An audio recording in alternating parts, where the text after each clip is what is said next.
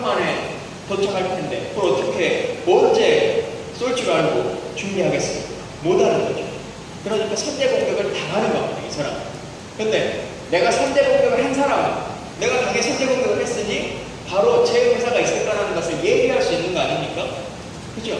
그러니까 이 사람이 쏠려고 하는 순간에는 내 방패가 효력을 발생할 수 있습니다. 사드는 그래서 필요한 무기입니다. 사드는 그래서 방어 무기가 아닌 겁니다. 사드는 선제 공격을 하려고 하는 사람의 공격 무기입니다. 상대를 무력화시키기 위한 공격 무기인 거예요. 그래서 중국이 반대하는 겁니다.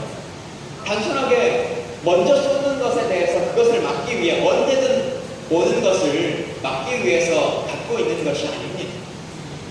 그래서 사드를 방어 무기니까 북한이 언제 쏠지 모르니까 우리도 있으면 좋은 거 아니야? 라고 말하는 것은 잘못된 군사지식입니다. 웬만한 군사지식을 알고 있는 사람들은 다 아는 내용입니다. 근데 국민들에게 그렇게 말하지 안 알려주는 거예요. 중국과 러시아가 바보가 아니겠죠. 그러니 이것을 배치하려고 하는 이유에 대해서 다 아는 겁니다. 사드는 MD 체제에 대한 편입이다 라고 하는 것, 그건 언젠가 마찬가지입니다. 지로기마라고 하는 말이 있죠. 사슴을 말이라고 계속 우긴다고 해서 그 사슴이 말이 되지 않습니다. 전 세계의 모든 사람들이 사드를 도입하는 것은 MD 체제의 편입이다 라고 얘기하는데 우리 정부만이 아니다, 이건 한국에 있으니까 KAMD다 라고 얘기한다고 해서 이게 한국형 미사일 체계가 되지 않습니다. 근데 우리는 끊임없이 대한민국 국민들이 뭐라 그래요? MD가 아니에요. MD가 아니에요. 이 말만 하잖아요. 미국도 MD라 그러고 러시아도 MD라 그러고 중국도 MD라 그러는데 우리만 아니래요. 참 슬픕니다. 여튼 뭐 그게 기본적으로 우리가 현재 언론에 나오고 있는 사드에 대한 기본적인 상황을 제가 좀 설명드린 것 같고요. 더 잘 아시는 내용이 있으면 공유하셔도 좋고, 혹시 저에게 궁금하신 거나 하실 얘기 있으시면 서로 편하게 얘기 나누면 좋을 것 같습니다.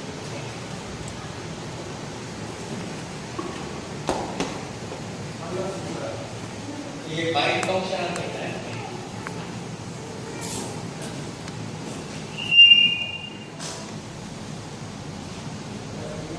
반갑습니다. 제가 궁금한 거는요, 우리가 이렇게 다 같이 알고 있고, 의원님도 알고, 여기 있는 사람들도 알고 있는 이 사안을 굳이 하려고 하는 진짜 어떤 저희가 뭐라고 생각하시는지? 하려고 하는 저희는 없을 겁니다. 근데 하라고 하면 하는 거겠죠. 네, 하라고 하면 그게 누구일지는 보이지 않는 선이니까 뭐라고 말하기가 참 어렵습니다. 근데 이 결정이 언제 내려졌냐라고 하는 것에 집중해볼 필요가 있는 거죠. 사실 성주라고 하는 지역을 발표하고 뭐 했던 그 순간까지, 지금 이 시간까지 2016년 8월 12일 오늘까지 한미 간의 사드 회의와 관련한 그 회의 기구를 지금 만들어서 운영하지 않습니까? 한두 달 전에 그 위원회를 만들겠다라고 선언했잖아요. 국민들한테 사드를 도입하겠다고 하면서 그 위원회 최종 결과 보고서는 아직도 안 나왔습니다. 그 보고서는 지금도 안 나왔어요. 근데 갑자기 어느 순간에 발표를 했어요. 그 시기가 언제냐라고 하는 그 시기에 미군의 군축 담당 관계자가 일본, 한국, 중국을 방문하고 일본을 거쳐서 사드와 관련한 논의를 했고 한국에 3박 4일간 왔는데 그 기간 동안 아무런 일정이 공개되지 않았어요. 근데 그 사람이 미국에서 남긴 말로 청와대 관계자를 만났다 이렇게 얘기했죠. 물론 우리 청와대 관계자는 만난 적이 없다 이렇게. 미국의 차관보가 3박 4일간 와서 그냥 경복궁 한번 둘러보고 갔는지 어쩐지 모르겠지만 일단 청와대는 만나지 않았다. 미국 사람은 만났다 이렇게 하고 있습니다. 그리고 중국에 넘어가서 왕입장과 얘기를 나눠서 사드가 어느 정도 합의가 된 것 같다라고 대화를 나누죠. 그리고는 발표합니다. 바로 그 다음 미국에 도착합니다. 잘 아시는 것처럼 지금 두 국가가 대선을 준비하고 있습니다.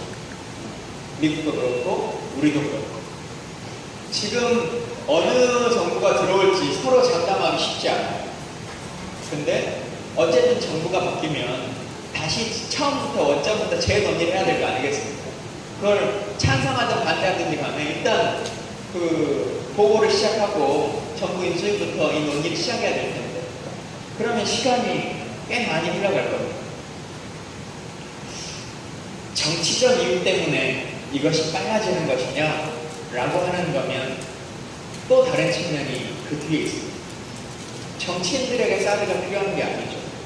사드 판매가 필요한 것, 누군가가 사드를 구입해줘야 하는 것에 가장 목마른 사람은 누구예요? 사드를 판매해야 할 사람. 사드를 판매해야 할 사람 입장에서는 미국과 한국의 이 대선 시기를 놓치면 언제 이 논쟁을 다시 할 수 있을지 모릅니다. 게다가 대한민국의 대선의 결과가 보수 정부가 들어설 확률이 별로 높지 않아 보인다라고 하는 판단은 그 사람들도 하고 있을 겁니다. 그러면 이 무기를 팔 수가 없게 되겠죠. 무기는 양산을 하면 할수록 가격은 떨어질 수 있습니다. 여러 개를 생산하면 소량 생산하는 것보다 싸지겠잖아요. 나중에 싸지면 더 다량으로 판매할 수 있습니다만 초기에 소량일 때 판매하는 게 정말 어렵죠. 그렇지 않겠습니까? 처음에는 1억 주고 사야 되는데 나중에 그게 공장을 찍어내면 100만 원이면 살 수 있을지도 몰라요. 근데 100만 원짜리를 파는 것은 나중에 문제고, 일단 1억짜리를 누군가가 호구가 좀 사줘야 이 연구개발비를 뽑을 거 아니겠습니까? 그래서 고민한 거죠. 가장 사줄 만한 사람. 그리고 그 시기에 가장 맞물려 있는 시기라고 하는 것을 찾은 겁니다. 물론 이건 추정입니다.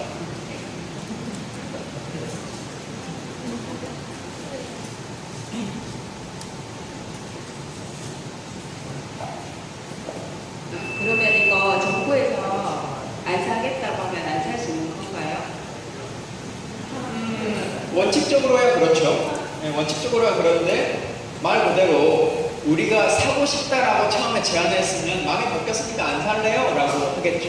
제가 어제 JTBC 뉴스를 보다가 거기서 김진명이라는 그 소설가가 인터뷰하는 걸 봤는데 그분이 얘기하시는 거 들어보니까 이거는 이미 7년 전에 있었던 시나리오로 있었던 것들이고 지구 글로벌 사회를 이끌어가는 그런 것들이 정해져 있는 흐름이기 때문에 우리 같은 작은 약소 국가들이 어떻게든 변화되지 않는 그런 것들이라는 식으로 이야기를 하던데 거기에 대해서 어떻게 생각하시는지. 이제 그분의 소설에 나오는 스토리인 거고요. 김진명 씨가 최근에 사드라고 하는 소설, 최근이 아니죠. 한 2년 됐나? 그때쯤 사드라는 책을 냈고, 요즘도 비슷한 게 하나 있습니다. 팔자전쟁이라고 하는 김진명의 소설입니다. 글자전쟁이라고 하는 소설이 있습니다. 그것도 무기 구입에 대한 이야기입니다. 또 다른 소설 중에 하나는 정욱식이라고 하는 분이 쓴 책 중에 말과 칼이라고 하는 책이 있습니다. 말과 칼 한 번씩 읽어보시면 재밌어요. 책이 앞쪽에서 읽을 수 있고 뒤로 돌리면 반대쪽에서 읽을 수 있는 책인데, 그래서 이 사드 보이프와 관련해서 혹은 이번 대선과 관련해서 민주정부가 집권하는 쪽으로 읽는 편이 있고요. 뒤쪽을 넘겨서 읽으면 보수정부가 집권하면서 이 사드의 문제를 해결하는 과정이 나옵니다.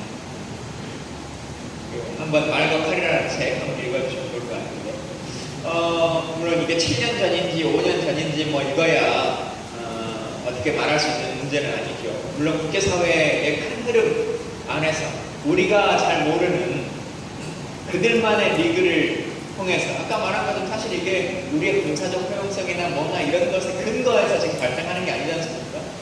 상식적으로 보면 필요성이라고 하는 것을 인지해서 성능을 확인하고 그에 적합한 부지를 확인하고 최종적으로 발표를 하는 것이 맞을 겁니다.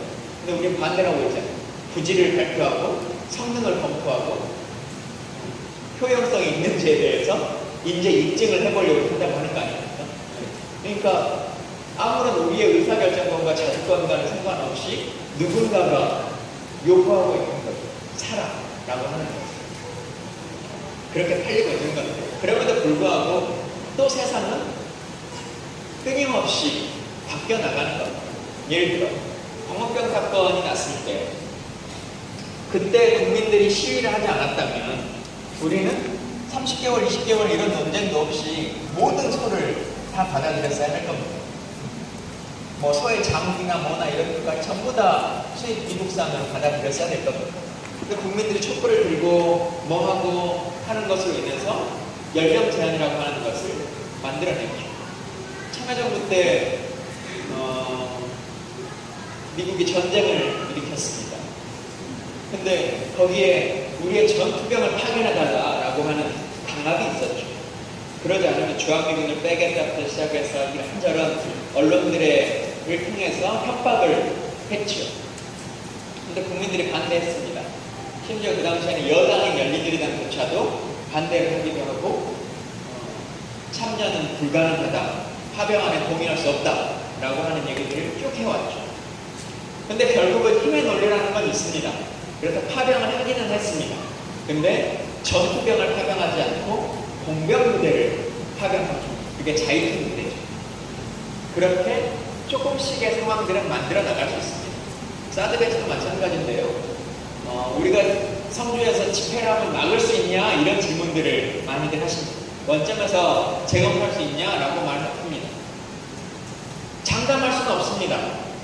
그리고 그 결정권을 저한테 주는 것이 아니고 우리 정부가 합리적이고 이 군사적 효용성에 따라서 판단하고 있는 것이 아니기 때문에 참 어려운 질문입니다. 그런데 바꿔나갈 수 있는 부분들은 분명히 있습니다. 일단 두 가지인데요.